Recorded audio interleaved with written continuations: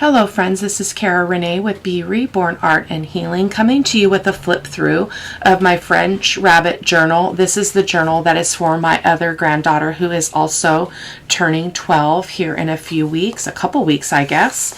And so this had initially started out as just a raw construction video for how to do the construction of the lap book style journal. So I had told you in that initial construction video that we would be kind of doing this together.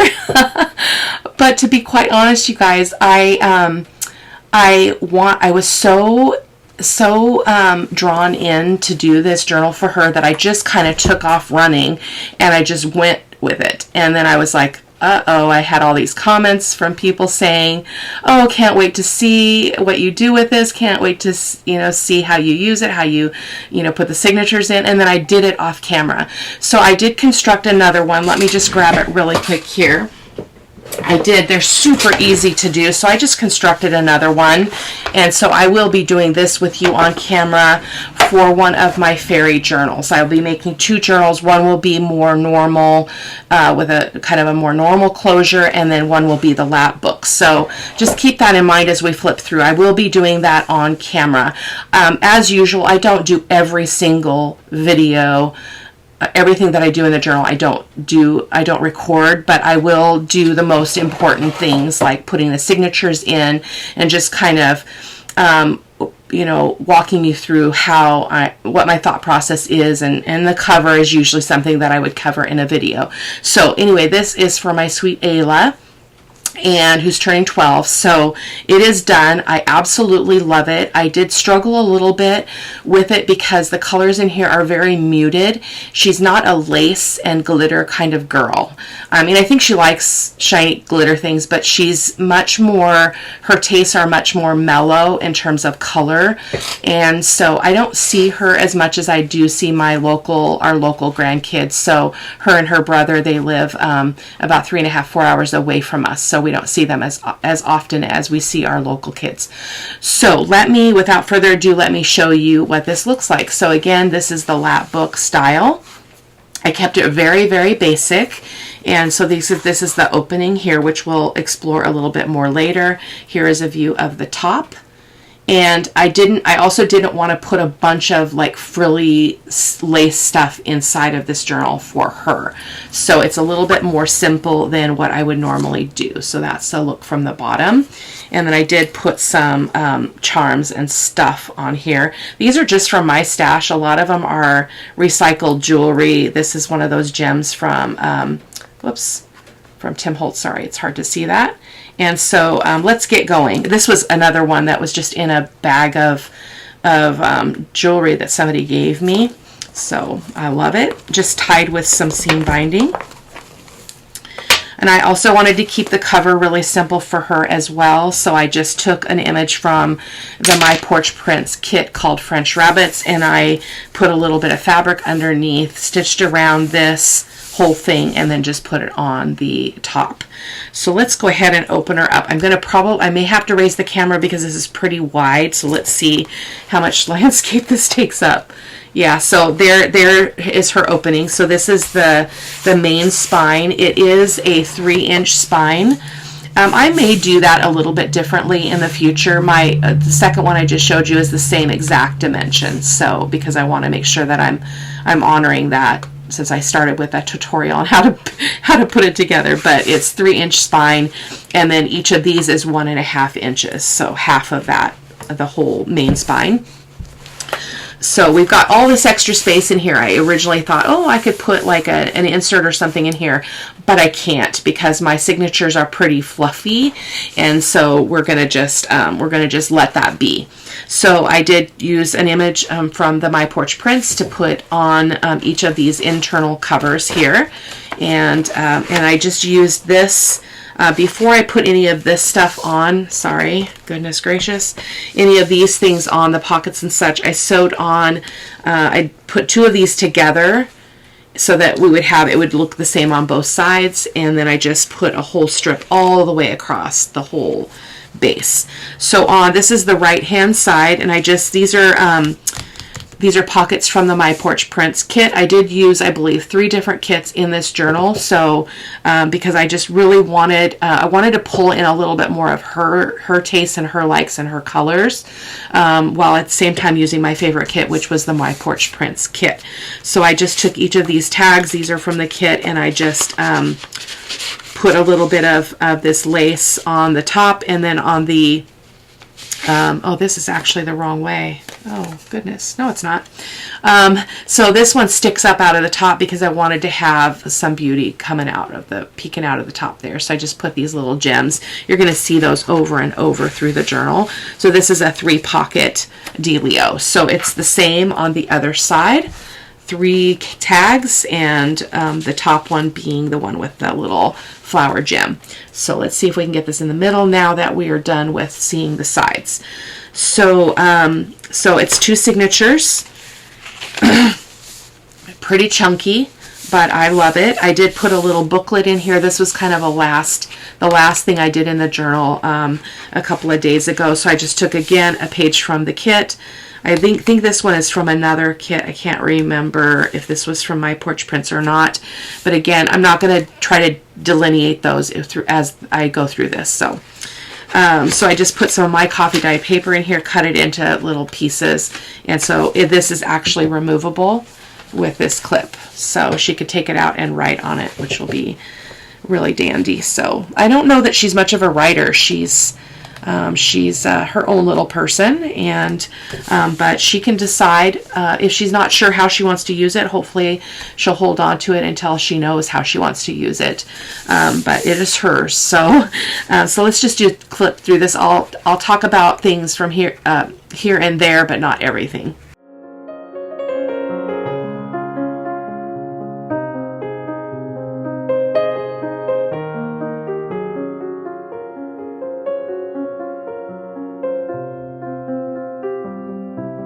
So I did try to stick with some of the same toppers and things on my pieces in terms of the color of seam binding and such, and the lace as well. So that is one of the tiny little accordion pockets that we made on video, and so super fun. I didn't put anything in there. I just thought it was really cute as a dangle. So I'm looking forward to making more of those in the future, probably definitely for the fairy journals. I did some of these clusters off camera. Because I love making clusters. Some of them are tuck spots, which you'll be able to see. Others are just decorative. I also love to make these, I use these envelopes as an open writing space. So that's what you see there. I just kind of put a little Velcro closure on them, and then she can open them fully up and write in them. That is just a pocket. I did not put something in every pocket.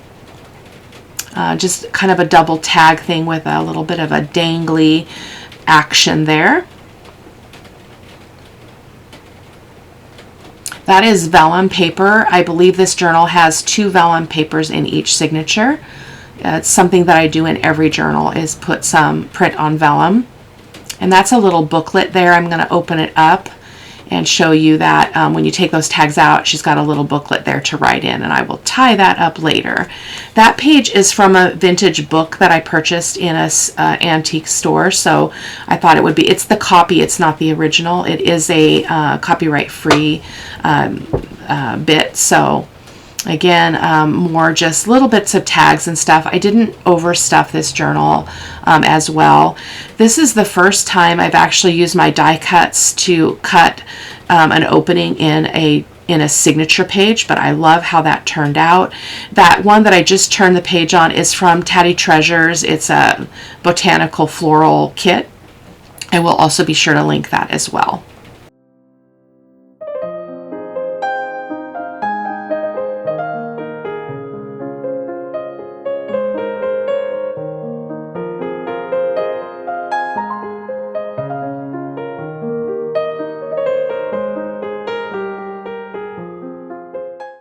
And here we have a large, tall tag, another one of those clusters that I did use as a tuck spot there. You can see that in the corner.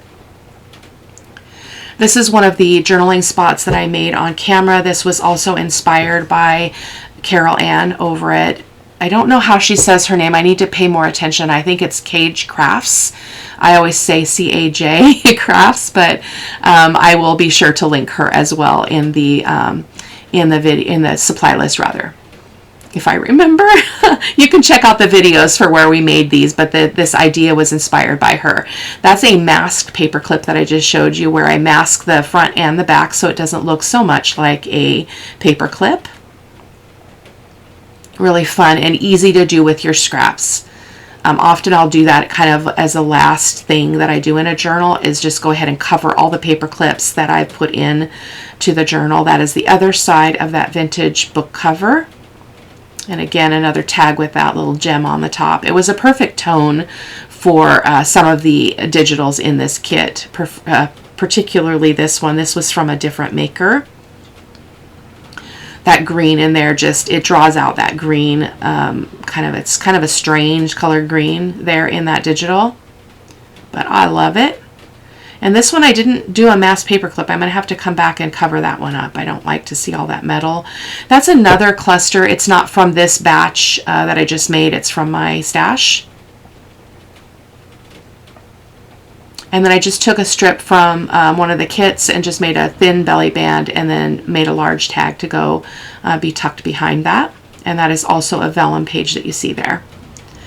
This is coffee dyed eyelet fabric that I purchased at Hobby Lobby. I'm waiting for it to come back in stock this year, but I love using it in my journal. So this is another one of those extra writing spaces that we did on camera.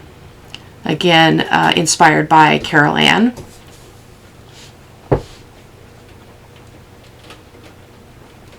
And then the page there is a copy of a vintage music book. Again, it is copyright free.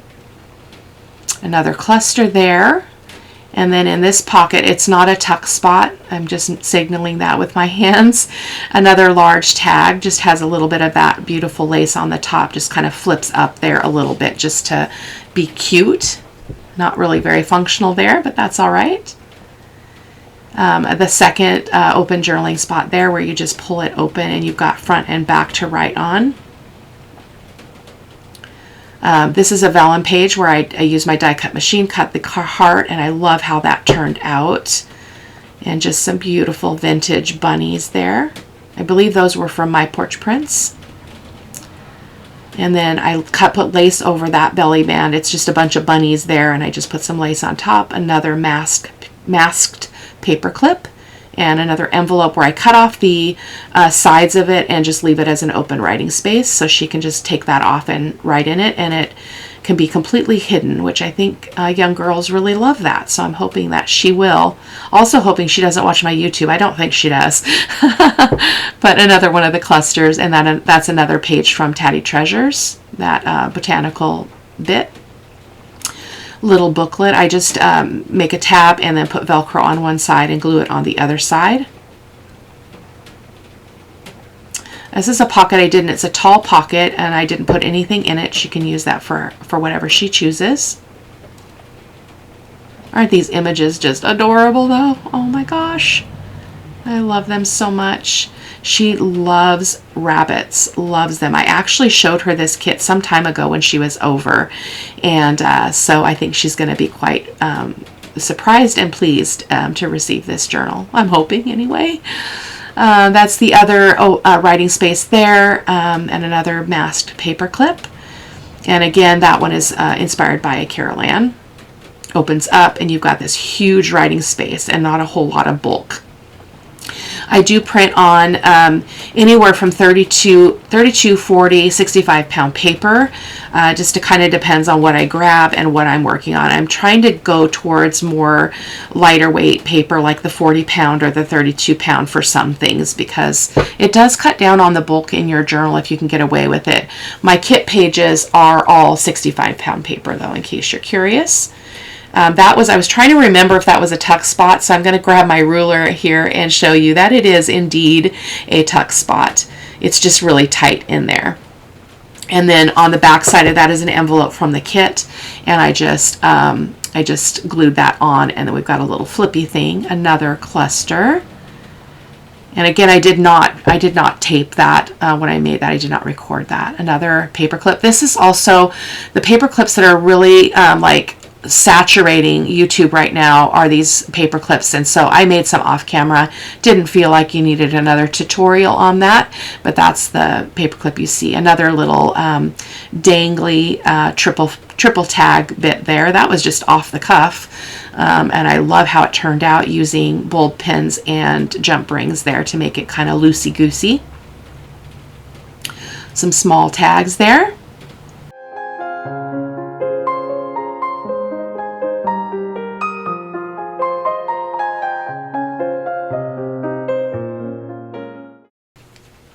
So there you go, guys.